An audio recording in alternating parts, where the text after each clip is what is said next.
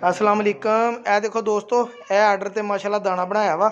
ए देखो बाजरा देख लो, साफ सुथरा बाजरा। ए देख लो मिट्टी का एक दाना भी होया तो जो डन कहोगे भरावा भरन लई तैयार है। ए बाजरा देख लो, मिट्टी। ए मक्की, ठीक है जी। ए देख लो चनी, सही आ। तो ए देख लो खूरतम, ठीक है जी। ए सूरजमुखी ते ए मोठ। इसलिए मैं लैदा लैदा तैवां लाइया, मैं दोस्तों जरा बना के ना दिखाता। ए देखो ए दाना वा, वो थल्ले गंदम आ पई। ए मिक्स करन लगा असीं। ए देख लो, ए देना मेरा भरा। ए सर्दियां दा दाना वा। इंशाल्लाह जेड़ा भरा लेगा कबूतरां नूं इंशाल्लाह पता लगेगा कुछ है वा तरीके नाल। मैं कहना कि इदां दा दाना तुहानूं 100 रुपये किलो दिंदे, जेड़ा मैं मुनासिब सिर्फ अपना काम चलाउण लई ते भरावां दे फायदे लई मैं देण लगा। ए देख लो मेरा भाई, ए दाना देखो। हुण देखो मिक्स हो के तुहानूं कैसा हुणी पता लग जाना कैसा बनिया ते की चीज़ आ।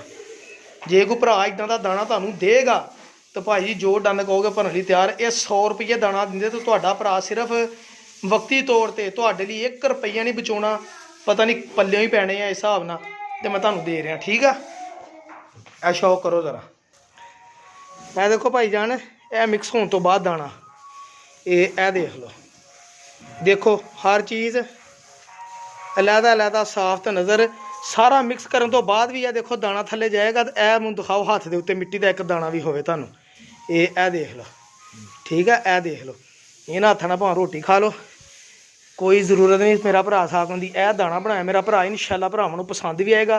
तो मैं कहना एडा साफ सुथरा दाना कोई बंदा भी तुहानूं ना इन्ने रेट च इंशाल्लाह नहीं देगा। ये अपना भरावा दावा वा, चैक कर लो, तसल्ली कर लो। ये आर्डर ते दाना जिहड़ा तैयार कीता है चला दाना। ए फिलहाल मैं दे रहा 3000 रुपये का 50 किलो, ठीक आ। इंशाल्लाह रेट थोड़ा जिहा मैं वधा देना, क्योंकि मैनूं समझ लगन दी कि मेरे पैसे भी नहीं पूरे होण दे। लेकिन फिलहाल वक्ती तौर पर जिन्हें आफर तो फायदा उठाना ठा लवे तो मेरा भरा राबता करे तो हजे लै लवे। इंशाल्लाह जिहड़ी अगली बिल्टी होएगी वो फिर असीं रेट थोड़ा, तुसीं आप समझदार हो, तुहानूं इन्ने दा नहीं लभेगा इंशाल्लाह, ठीक है। मेहरबानी, शुक्रिया, अल्लाह हाफिज़, जज़ाकल्लाह।